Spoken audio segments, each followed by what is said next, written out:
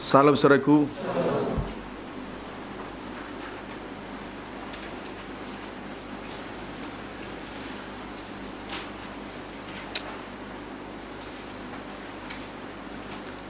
Salam sejahtera, salam di dalam kasih Tuhan kita Yesus Kristus. Oleh karena kemurahan-Nya besar, kita dimungkinkan untuk melangsungkan ibadah doa penyembahan. Sebelum kita tersungkur di kaki salib Tuhan, terlebih dahulu kita memperhatikan firman penggembalaan untuk ibadah.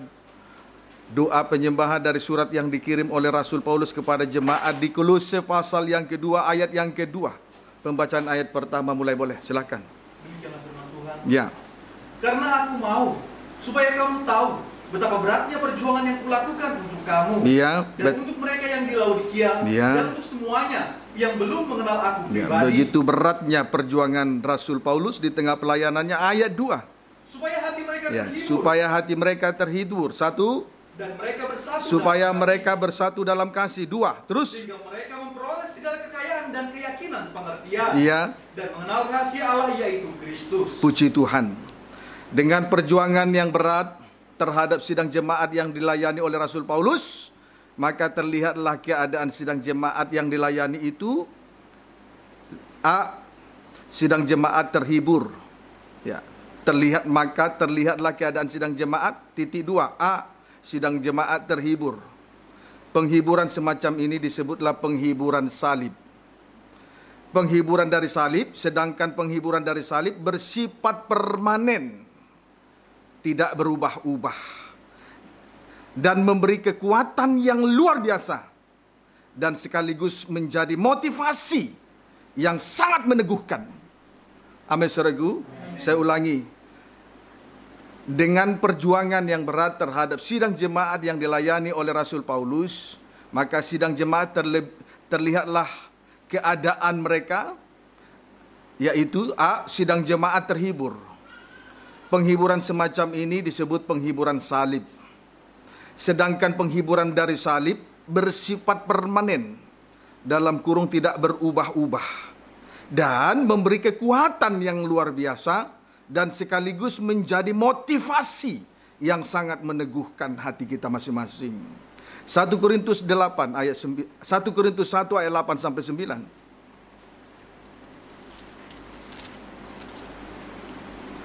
1 Korintus 1 ayat 8 sampai 9. Demikianlah firman Tuhan. Ya. Ia juga akan meneguhkan kamu Ya. sampai kepada kesudahannya. Ya, meneguhkan hati kita sampai Tuhan datang terus. Sehingga kamu tak bercacat Iya. pada hari Tuhan kita Yesus. Sehingga tidak ada cacat celah, tidak ada noda, dosa, terus. Allah yang memanggil kamu Iya. dalam persekutuan dengan anaknya, Iya. Yesus Kristus Tuhan kita adalah Puji setia. Tuhan. Kuat dan teguh hati sampai kesudahannya. Keuntungannya. Titik 2. Tidak bercacat dan tidak ternodai dosa, sampai Tuhan datang kembali. Titik. Dengan demikian persekutuan kita dengan pribadi Yesus yang disalibkan tidak sia-sia, sebab Dia setia. Amin, saudaraku. Sebab Dia setia. B. Keadaan sidang jemaat yang kedua, atau B. Sidang jemaat bersatu dalam kasih. Puji Tuhan. Jangan bersatu dengan kasih eros dan kasih phileo, ya. Amin, saudaraku. Puji Tuhan. Jangan beribadah karena yang lain-lain. Tuhan tidak suka. Puji Tuhan. B. Sidang jemaat bersatu dalam kasih. Kegunaan kasih titik 2. Strip pertama, menutupi banyak sekali dosa, sama dengan mengampuni orang lain. 1 Petrus 4 ayat 8. Strip yang kedua, mengikat dan mempersatukan, dan yang menyempurnakan. Kolose 3 ayat 14. Amin, saudaraku. Itu yang kedua, keadaan sidang jemaat yang kedua. Tujuan dari kedua hal di atas. Tujuan dari kedua hal di atas. Titik 2. 1. Sidang jemaat memperoleh segala kekayaan. 2. Sidang jemaat memperoleh keyakinan pengertian. 3. Sidang jemaat mengenal rahasia Allah. Keterangan. Sekarang kita akan memperhatikan keterangan yang pertama. Memperoleh segala kekayaan. Sidang jemaat memperoleh kekayaan. Sidang jemaat memperoleh segala kekayaan. 2 Korintus 8 ayat 1 sampai 2.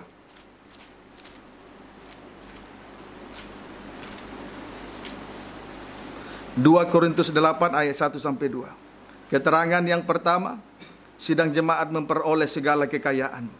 2 Korintus 8 ayat 1 sampai 2. Kita perhatikan dulu kekayaan yang diperoleh sidang jemaat di Makedonia. 2 Korintus 8 ayat 1 sampai 2. Pelayanan kasih. Iya. Saudara-saudara, Saudara-saudara, kami hendak memberitahukan kepada kamu Iya. tentang kasih karunia yang dianugerahkan kepada jemaat-jemaat di Makedonia. kasih karunia dianugerahkan kepada jemaat-jemaat Makedonia. Ayat 2. Selagi dicobai dengan berat Iya. dalam berbagai penderitaan, Iya. sukacita mereka meluap. Tetap meluap dalam pencobaan terus. Dan meskipun mereka sangat miskin, Kemudian mereka dalam keadaan miskin terus. namun mereka kaya Ya, dalam kemurahan. tapi kaya dalam kemurahan. Terus, ya sudah, terima kasih.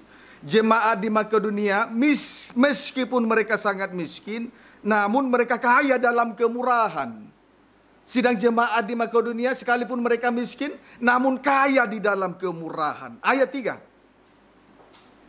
Aku bersaksi Ya. bahwa mereka telah memberikan menurut kemampuan mereka, Memberi menurut kemampuan. Terus, bahkan melampaui kemampuan bahkan mereka. melampaui kemampuan mereka. Pendeknya sidang jemaat di Makedonia ini mempersembahkan korban untuk pekerjaan Tuhan di luar kemampuan mereka.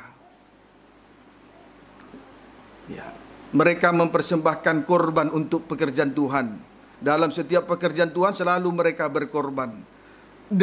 Dan pengorbanan mereka di luar, mereka memberi itu, mereka mempersembahkan persembahan kepada Tuhan di luar kemampuan mereka. Puji Tuhan, kalau memberi karena mempunyai tidak perlu heran. Tapi di sini kita melihat sidang jemaat di Makedonia, walaupun miskin tapi kaya dalam kemurahan. Itu sebabnya mereka mampu memberi di luar kemampuan mereka. Kalau memberi karena mampu atau memberi karena kelimpahan, orang yang di luar Tuhan bisa. Orang yang di luar Tuhan bisa. Kiranya dapat dipahami dengan baik. Tapi di sini kita melihat sidang jemaat di Makedonia ini secara lahiriah miskin tetapi kaya di dalam kemurahan. Buktinya apa? Mereka memberi untuk pekerjaan Tuhan di luar kemampuan mereka semua. Puji Tuhan. Kiranya dapat dipahami dengan baik. Lukas 21 ayat 1 sampai 2. Injil Lukas pasal 21 ayat 1 sampai 2. Injil Lukas 21 ayat 1 sampai 2. Silakan. Persembahan seorang janda miskin. Ya. Ketika Yesus mengangkat mukanya, Ya. ia melihat orang-orang kaya memasukkan persembahan mereka ke dalam peti persembahan. Ya, orang kaya memberi persembahannya. Terus Ia melihat juga seorang janda Yesus miskin juga melihat ada seorang janda memberikan persembahannya. Terus memasukkan 2 peser ke dalam peti itu. puji Tuhan. Haleluya. Saudaraku, di sini kita melihat Yesus melihat orang-orang yang sedang memasukkan persembahannya ke dalam peti. Ya, termasuk janda miskin. Ia memasukkan persembahannya hanya 2 peser saja. Ia memasukkan persembahannya ke dalam peti hanya 2 peser saja. Puji Tuhan. Ayat 3 sampai 4. Lalu ia berkata, Ya. Aku berkata kepadamu, Ya, terus sesungguhnya janda miskin ini Ya. memberi lebih banyak daripada semua orang itu. kenapa? Terus Sebab mereka semua memberi persembahannya dari kelimpahannya. dari kelimpahan. Terus Tetapi janda ini Ya. memberi dari kekurangannya. Bahkan ia memberi seluruh nafkahnya. iya. Yesus berkata, persembahan janda miskin itu lebih banyak daripada orang-orang kaya tersebut. Sebab orang kaya memberi dari kelimpahan, sedangkan janda miskin memberi dari kekurangannya. Bahkan ia memberi seluruh nafkahnya. Apa nafkah? Kebutuhan hidup. Semuanya itu diberikan untuk pekerjaan Tuhan. Amin, saudaraku. Jadi itu sama dengan miskin secara rohani tetapi kaya di dalam kemurahan. Karena memberi dari kekurangan, bukan dari kelimpahan, bukan dari kemampuan, apalagi dari kelimpahan. Semua orang bisa. Memberi dari kemampuan itu wajar, apalagi dalam kelimpahan. Tapi di sini kita melihat orang janda miskin ini, janda berarti tidak mempunyai suami, miskin lagi, dia memberi 2 peser. Dia memberi dari segala kekurangannya, bahkan dari seluruh nafkahnya. Nafkah itu kebutuhan hidup. Semuanya dipersembahkan untuk pekerjaan Tuhan. Kiranya dapat dipahami. Ini kekayaan kemurahan. Kaya dalam kemurahan. Puji Tuhan. Ayat 3-4. Lalu ia berkata, Ya. Aku berkata kepadamu, Ya. sesungguhnya janda miskin ini memberi lebih banyak daripada semua orang itu. Iya. Sebab mereka semua memberi persembahannya dari kelimpahannya. Iya. Tetapi janda ini memberi dari kekurangannya. Puji Tuhan. Jadi janda miskin itu lebih banyak memberi daripada orang kaya. Karena janda miskin memberi dari kekurangan, sementara orang kaya tadi memberi dari kelimpahannya. Kiranya dapat dipahami. Lebih jauh, Markus 12. Injil Markus 12. Ayat 41 sampai dengan ayat 42. Demikianlah firman Tuhan. Iya. Persembahan seorang janda miskin. Persembahan seorang janda miskin. Terus? Pada suatu kali, Iya. Yesus duduk menghadapi peti persembahan. Peti persembahan. Terus? Dan memperhatikan bagaimana orang banyak memasukkan uang ke dalam peti itu. Jadi Tuhan ternyata melihat persembahan kita. Hati kita dilihat Tuhan. Beribadah sungguh-sungguh kepada Tuhan apa tidak. Tuhan tahu loh. Biar tubuh ini sepertinya seperti baik-baik, rendah hati, baik-baik, mangut-mangut. Tapi Tuhan lihat hati loh. Dari surga Tuhan melihat hati loh. Paham saudaraku? Puji Tuhan. Terus? Banyak orang kaya memberi jumlah yang besar. Terus? Lalu datanglah seorang janda yang miskin. Iya. Dan ia memasukkan 2 peser, Iya. yaitu 1 duit. 1 duit. Puji Tuhan. Di sini kita melihat janda miskin itu memberi 2 peser 1 duit. Tadi dalam Injil Lukas tidak diberitahukan 1 duit. 2 peser itu ternyata sumbernya 1 duit. 2 peser yaitu 1 duit. Sumbernya dari 1 duit. Amin saudaraku. Persembahan dari janda itu, janda miskin tadi itu memberi 2 peser yaitu 1 duit. Jadi 2 peser itu sumbernya dari 1 duit. Puji Tuhan. Kiranya dapat dipahami dengan baik. Haleluya. 1 duit itu menunjuk kepada Allah yang Maha Esa. 1 duit itu menunjuk kepada Allah yang Maha Esa. Tabiatnya adalah 2 kasih. Berarti 1 duit itu sama dengan kasih Allah. Amin saudaraku. Markus 12 ayat 29 sampai 31. Demikianlah firman Tuhan. Ya, Markus 12 ayat 29 sampai 31. Boleh baca ayat 28 mulai. Hukum yang terutama. Iya. Lalu seorang ahli Taurat yang mendengar Yesus Ya. dan orang-orang Saduki bersoal jawab dan tahu Ya. bahwa Yesus memberi jawab yang tepat kepada orang-orang itu. Terus? Datang kepadanya dan bertanya, Iya. Hukum manakah yang paling utama? Hukum manakah yang paling utama? Terus? Jawab Yesus. Jawab Yesus. Hukum yang terutama ialah, Hukum yang terutama, hukum yang pertama. Terus? dengarlah hai Ya. orang Israel, Ya. Tuhan Allah kita, Tuhan itu Esa. Tuhan itu Esa. Lihat ya, tabiatnya. 30. Terus? Kasihilah Tuhan Allahmu Kasih tabiatnya. Terus? dengan segenap hatimu, Ya. dan dengan segenap jiwamu, Iya. dan dengan segenap akal budimu, Iya. dan dengan segenap kekuatanmu. Kekuatan. Terus? Dan hukum yang kedua Ya. ialah, kasihilah sesamamu manusia Kasihilah seperti dirimu sendiri. sesamamu. Hukum yang kedua ialah kasihilah sesamamu manusia seperti dirimu sendiri. Tidak ada orang yang menyakiti hatinya. Berarti mengasihi sesama seperti diri sendiri, mengasihi diri sendiri. Terus? Tidak ada hukum lain yang lebih utama daripada kedua hukum ini. Puji Tuhan. Haleluya. Tadi hukum yang terutama tadi di sini ialah dengarlah hai orang Israel, Tuhan itu Esa. Artinya kasihilah Tuhan Allahmu 2 dengan segenap hatimu, dengan segenap jiwamu, dengan segenap akal budimu, pengertianmu, dengan segenap kekuatanmu. Itu hukum yang terutama. Amin saudaraku. Hukum yang kedua, jadi Allah itu Esa, artinya kasihilah Tuhan Allahmu. Hukum yang kedua, kasihilah sesamamu manusia seperti dirimu sendiri. Mengasihi sesama seperti mengasihi diri sendiri. Kalau engkau tidak berani menyakiti hatimu, jangan sakiti hati orang lain. Kalau engkau tidak mau tersakiti, jangan sakiti orang lain. Paham saudaraku? Puji Tuhan. Itu arti bahwa Allah itu Esa. Jadi sumbernya dua peser, sumbernya mengasihi Tuhan dan mengasihi sesama adalah satu duit. Allah itu Esa. Amin saudaraku. Allah itu Esa. Puji Tuhan.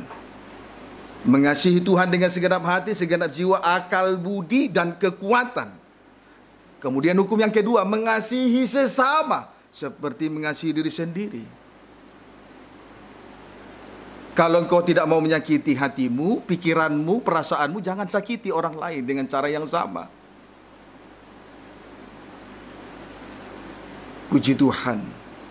Haleluya. Supaya kita kaya dalam kemurahan.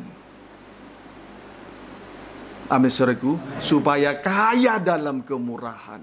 Kiranya dapat dipahami dengan baik.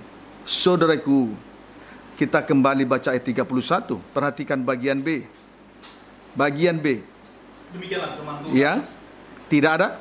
Tidak ada hukum lain yang lebih utama daripada kedua hukum ini. Tidak ada hukum lain yang lebih utama daripada kedua hukum tersebut. Ayat 32 sampai 33. Lalu kata ahli Taurat itu kepada Yesus, tepat sekali guru. Benar katamu itu bahwa dia Esa dan bahwa tidak ada yang lain kecuali dia saja. Terus memang mengasihi dia dengan segenap hati. Mengasihi Tuhan dengan segenap hati, segenap jiwa, akal, budi, kekuatan. Terus dan dengan segenap kekuatan. Dan juga mengasihi sesama manusia seperti diri sendiri. Mengasihi sesama seperti mengasihi diri sendiri. Terus adalah jauh lebih utama. Jauh lebih utama. Daripada semua korban bakaran dan korban. Jauh lebih utama dari segala memberi dari segala kelimpahan. Antara lain mempersembahkan korban bakaran dan korban sembelihan. Amin saudaraku. Itu jauh lebih utama daripada memberi dari segala kelimpahan, antara lain korban bakaran dan korban sembelihan. Kiranya dapat dipahami dengan baik. Puji Tuhan. Strip pertama, korban bakaran, berarti dibakar sampai hangus. Strip yang kedua, korban sembelihan, berarti jiwa hancur, hati patah dan remuk. Itu korban sembelihan. Amin saudaraku. Puji Tuhan. Itu tidak ada artinya kalau tidak kaya dalam kemurahan. Jadi hukum yang terutama, mengasihi Tuhan dengan segenap hati, segenap jiwa, akal, budi, dan kekuatan. Juga mengasihi sesama seperti mengasihi diri sendiri. Itu jauh lebih berharga daripada memberi dari segala kelimpahan. Contoh memberi dari segala kelimpahan, mempersembahkan korban bakaran. Apa korban bakaran? Dibakar sampai hangus. Itu kan sesuatu yang persembahan yang luar biasa. Kemudian strip yang kedua, korban sembelihan. Apa korban sembelihan? Jiwanya hancur, hatinya patah dan remuk.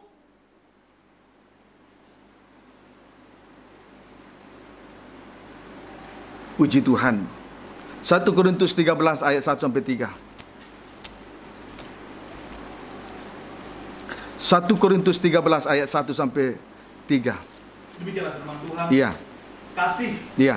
Sekalipun aku dapat berkata-kata dengan semua bahasa manusia dan bahasa malaikat, tetapi jika aku tidak mempunyai kasih, tidak mempunyai kasih, aku sama dengan gong yang berkumandang dan canang yang memberi. Kalau tidak mempunyai tadi satu duit, dua peser, sumbernya dari satu duit, tidak ada artinya. Sama dengan gong yang berkumandang dan canang yang gemerincing. Terus sekalipun aku mempunyai karunia untuk bernubuat, kemudian mempunyai karunia bernubuat, dan aku mengetahui segala rahasia, karunia rahasia, dan memiliki seluruh pengetahuan, karunia pengetahuan, dan sekalipun aku memiliki iman yang sempurna, karunia memiliki iman untuk memindahkan gunung, tetapi jika aku tidak mempunyai kasih, kalau tidak mempunyai kasih, aku sama sekali tidak berguna. Kehidupan semacam ini tidak ada gunanya di hadapan Tuhan. Terus dan sekalipun aku membagi-bagikan segala sesuatu yang ada padaku, bahkan menyerahkan tubuhku untuk dibakar korban bakaran. Terus tetapi jika aku tidak mempunyai kasih, sedikit pun tidak ada faedahnya bagiku. Puji Tuhan. Haleluya. 3 hal yang luar biasa tidak menjadi berarti jika tanpa kasih Allah. 3 hal yang luar biasa menjadi tidak berarti jika tanpa kasih Allah. 2 peser 1 duit. Antara lain, yang pertama,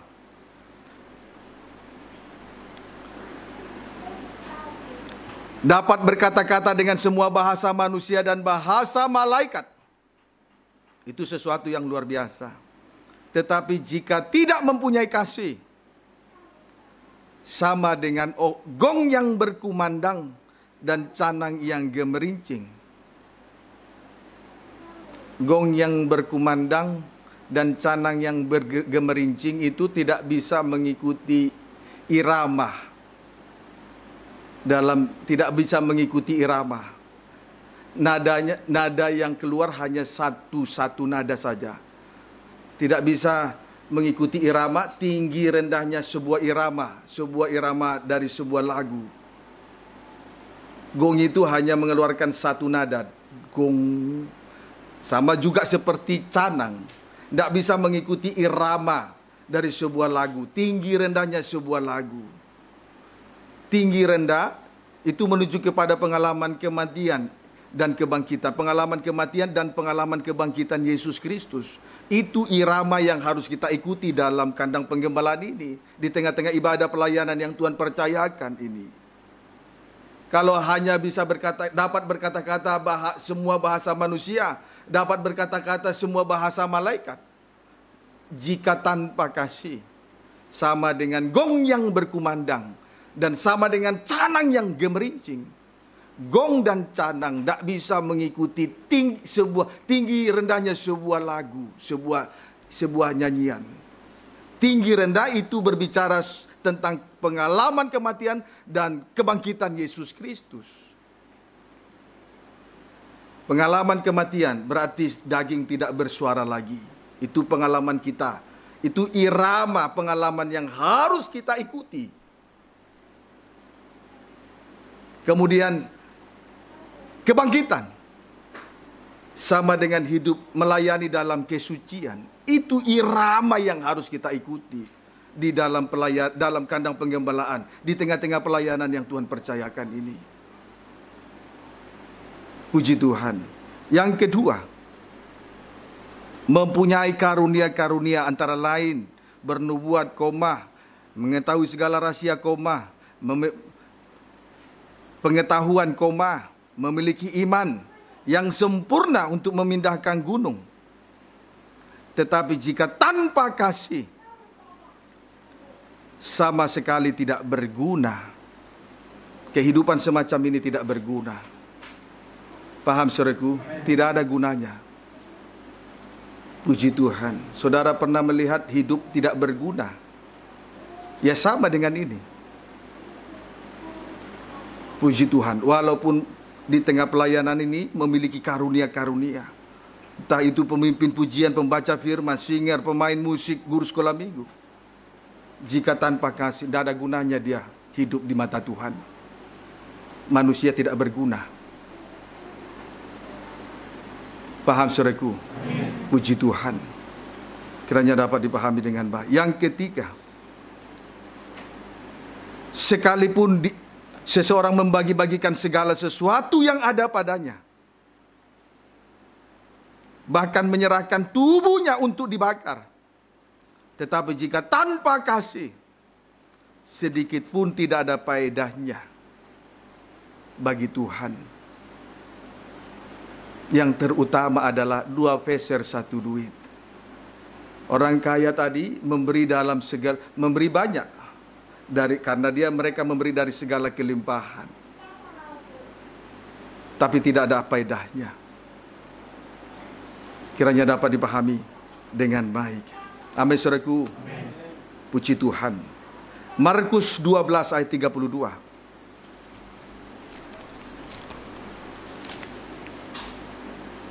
Markus 12 ayat 32. Demikianlah firman Tuhan. Iya. Lalu kata ahli Taurat itu kepada Yesus. Iya. Tepat sekali guru. Tepat sekali guru. Benar katamu itu terus. Bahwa dia Esa ya. dan bahwa tidak ada yang lain kecuali dia. Puji Tuhan. Jadi saudaraku, Allah itu Esa, tidak ada yang lain kecuali Dia.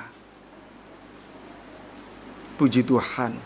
Jadi yang terpenting adalah 2 peser 1 duit. Itu artinya Allah itu Esa, tidak ada yang lain. Yang terpenting 2 peser 1 duit. Amin saudaraku. Yang terpenting 2 peser 1 duit. Maka ahli Taurat itu berkata benar bahwa Allah itu Esa, tidak ada yang lain kecuali Dia. Tidak ada artinya semuanya itu kecuali 2 peser 1 duit. Allah itu Esa, tidak ada lagi yang lain selain Dia. 2 peser 1 duit. Kiranya dapat dipahami dengan baik. Amin saudaraku. Puji Tuhan. Haleluya. Kita lihat dulu itu di dalam 1 Timotius 2 ayat 5 sampai 6. Karena Allah itu Esa. Allah itu Esa. Dan Esa pula Dia yang menjadi pengantara antara Allah dan manusia. Esa pula Dia menjadi pengantara antara Allah dan manusia. Terus? Yaitu manusia Kristus Yesus. Iya, manusia Kristus Yesus. Yesus yang disalibkan. Terus? Yang telah menyerahkan dirinya sebagai tebusan. Menyerahkan dirinya sebagai tebusan bagi semua manusia. Terus? Itu kesaksian pada waktu yang ditentukan. Puji Tuhan. Jadi saudaraku, Allah itu Esa. Dan Esa pula Dia yang menjadi pengantara Allah dan manusia. Puji Tuhan. Kiranya dapat dipahami dengan baik. Jadi Allah itu Esa, dan Esa pula Dia yang menjadi pengantara antara Allah dan manusia. Jadi tidak ada yang lain. Tidak ada yang lain. Sebab tidak ada yang layak. Puji Tuhan. Yesus telah menyerahkan dirinya, telah dikorbankan di atas kayu salib sebagai tebusan bagi semua manusia. Tidak ada yang lain. Allah itu Esa. Esa pula Dia yang menjadi pengantara antara Allah dengan manusia. Ia rela berkorban dan memberi diri disalibkan untuk tebus dosa manusia. Tidak ada yang lain. Yang terutama itu 2 peser 1 duit itu loh. Dan itu harus kita ketahui. Jangan sampai kita datang beribadah sepertinya sudah banyak berkorban, tapi jangan lupa Allah itu Esa. Esa pula Dia yang menjadi pengantara Allah dan manusia. Dia telah korbankan dirinya di atas kayu salib untuk tebus dosa. Itu yang terpenting untuk kita ketahui. Melayani, puji Tuhan, tapi jangan lupa bahwa Allah itu Esa, dan Esa pula Dia yang menjadi pengantara. Dia disalibkan untuk tebus dosa manusia. Itu harus kita ketahui. Tidak salah melayani, bagus, tapi nomor 1 ingat, Esa pula Dia yang menjadi pengantara. Dia jadi korban di atas kayu salib untuk tebus dosa manusia. Itu harus ada dalam ingatan. Puji Tuhan kalau sudah berkorban. Puji Tuhan kalau sudah melayani Tuhan. Tapi jangan lupa, Esa pula Dia yang menjadi pengantara antara Allah dengan manusia. Dia jadi korban untuk tebus dosa kita ini. Banyak dosa. Dosa si A kejahatan, dosa si B kenajisan, dosa si C licik, dosa si D pura-pura baik tapi jahat, najis, banyak sandiwaranya. Itu sudah ditebus. Jangan lupa itu. Puji Tuhan. Kiranya dapat dipahami dengan baik. Amin saudaraku. Haleluya. Jadi jangan pernah merasa berjasa kalau sudah melayani. Bukan itu nomor 1. Nomor 1, 2 peser, sumbernya yaitu 1 duit. Allah itu Esa. Esa pula Dia yang menjadi pengantara. Puji Tuhan. Kiranya dapat dipahami dengan baik ya. Amin saudaraku. Puji Tuhan. Itu harus ada dalam ingatan. Haleluya. Puji Tuhan. Sekarang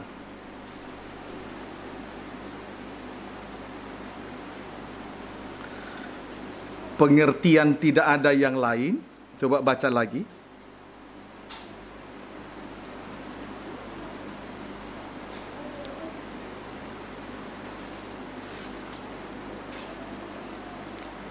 Ayat 5 ulangi.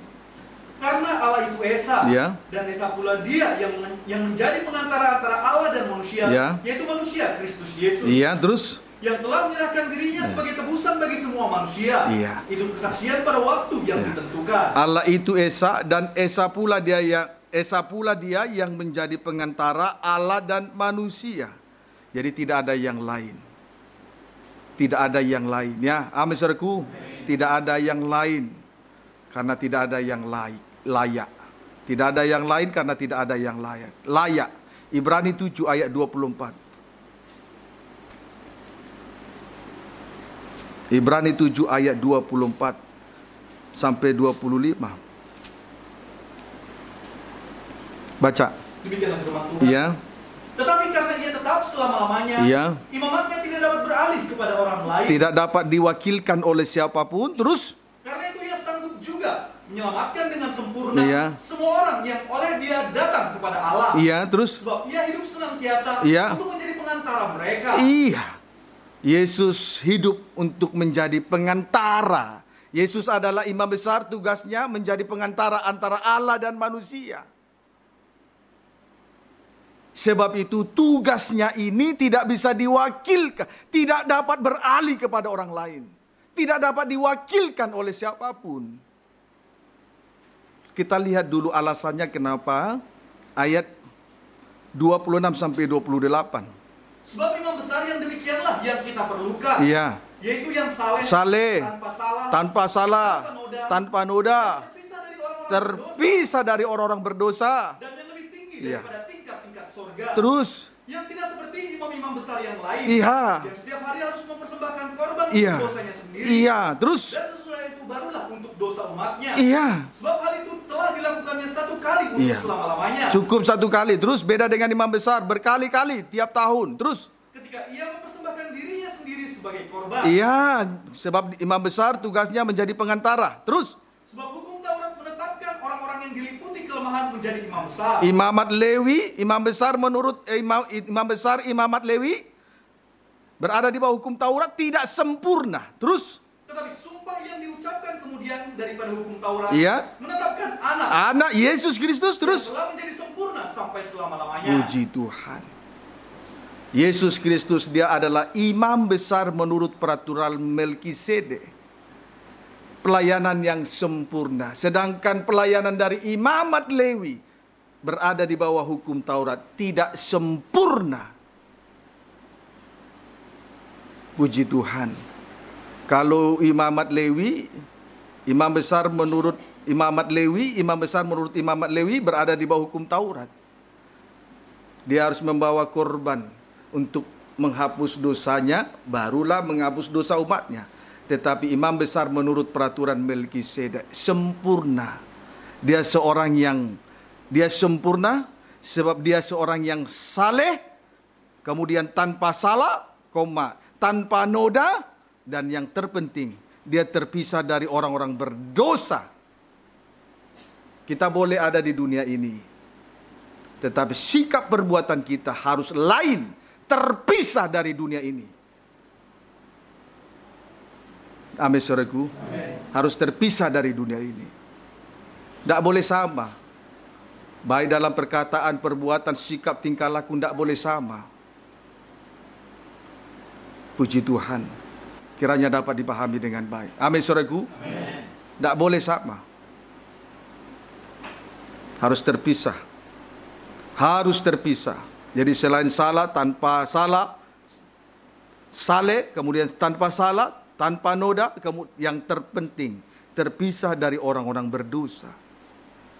Kita boleh ada di dunia ini, tapi sikap dan perbuatan harus beda. Kiranya dapat dipahami dengan baik. Harus memiliki ketegasan.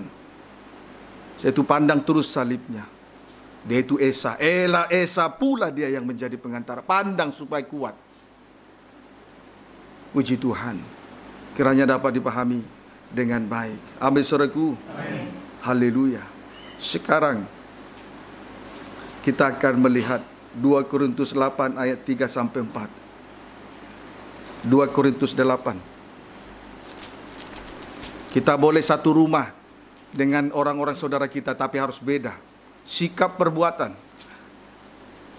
Boleh satu rumah dengan keluarga yang belum mengenal pengajaran, tapi harus beda sikap dan perbuatan.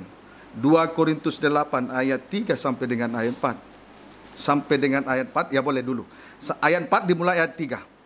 2 Korintus 8 ayat 4, pembacaan ayat 3. Aku bersaksi bahwa mereka telah memberikan menurut kemampuan mereka, bahkan melampaui kemampuan mereka. Kaya dalam kemurahan, sehingga jemaat di Makedonia memberi di luar kemampuan mereka. Terus? Dengan kerelaan sendiri, mereka meminta dan mendesak kepada kami, supaya mereka juga beroleh kasih karunia untuk mengambil bagian dalam pelayanan kepada orang-orang kudus. Kemudian mereka melakukan itu dengan segala kerelaan hati mereka.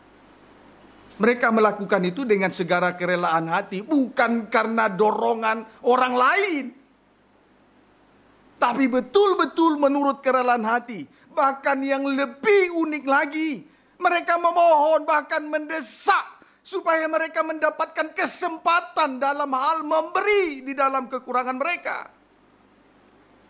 Kadang miliknya Tuhan aja kita tahan-tahan. Ini bukan bicara milik Tuhan, bukan 1/10 dan persembahan khusus. Ini soal persembahan sukarela. Bahkan mendesak Rasul Paulus supaya dia mendapat kesempatan saat memberi di dalam kekurangan. Ini tidak ada kaitannya dengan 1/10 loh ya. Paham saudaraku? Tidak ada kaitannya. Yang miliknya Tuhan aja ditahan-tahan ada di antara kita. Jangan coba-coba kalau tidak mau dilalap dengan belalang pelompat nanti. Kalau tidak mau rugi. Hati-hati yang 1/10. Ini tidak ada kaitannya. Ini soal memberi saja. Ini soal kaya dalam kemurahan. Tidak ada kaitannya 1/10. Mereka melakukan itu betul-betul dalam segala kerelaan. Ayo beribadah harus dalam kerelaan. Melayani harus dengan kerelaan. Tidak boleh terpaksa. Lihat jemaat di Makedonia. Bukan saja rela hati, tapi memaksa. Tolong beri kesempatan bagi kami untuk memberi dari kekurangan kami. Jadi tidak menunggu-nunggu saya dapat giliran, tidak. Untuk nanti persembahan beli ini, beli itu, beli ini, tidak nunggu-nunggu bagiannya. Tapi mohon diberi kesempatan.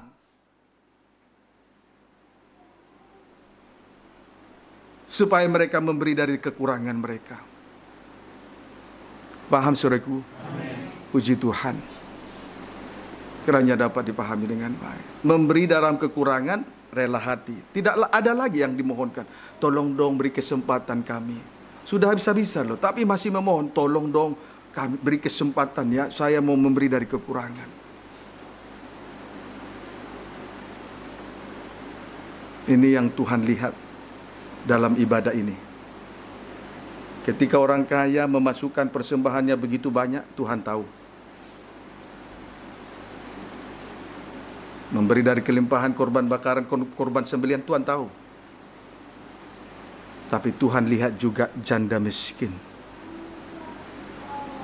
Dia hanya memberi 2 peser dalam Injil Lukas. Setelah kita selidiki dalam Injil Lukas, sumbernya satu, yaitu 1 duit.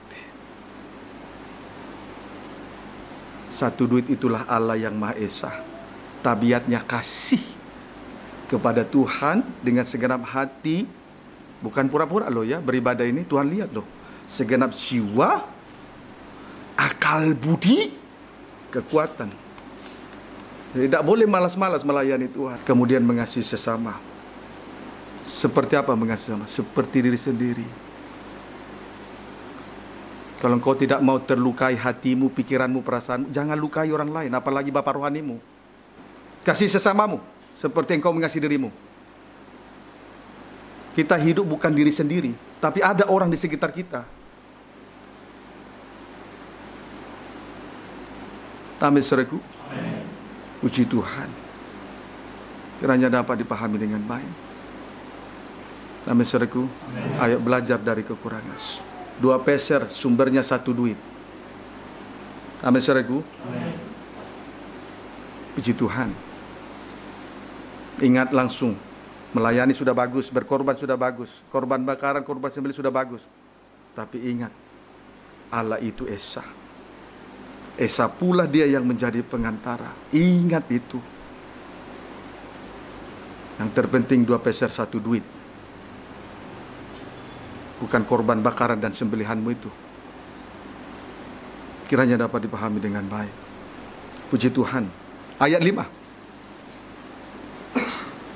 Mereka memberikan lebih banyak daripada yang kami harapkan. Ulangi ayat 4. Dengan kerelaan sendiri. 1. Mereka meminta dan mendesak kepada kami. Selain dengan segala kerelaan hati, malah memohon dengan amat sangat, terus dan mendesak supaya mereka mendapat kesempatan dalam hal mempersembahkan korban untuk pekerjaan Tuhan, terus supaya mereka juga beroleh kasih karunia untuk mengambil bagian dalam pelayanan kepada orang kudus.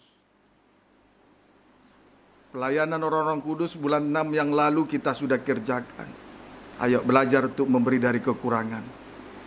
Saya tidak tahu kemana lagi kita diutus sebagai orang-orang utusan dalam kekudusan.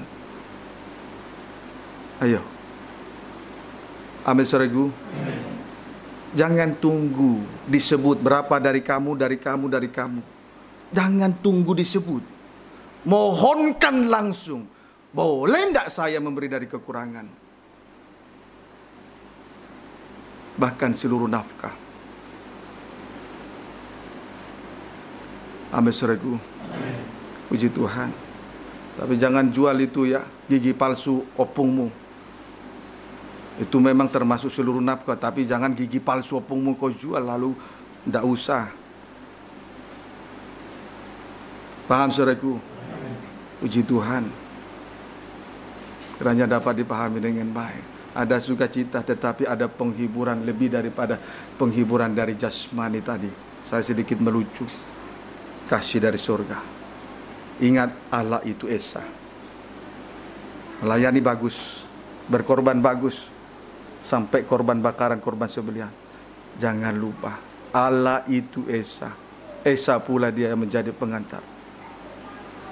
Belajar memberi dari kekurangan. Kaya dalam kemurahan. Jangan susah. Murah hati saja sudah. Puji Tuhan.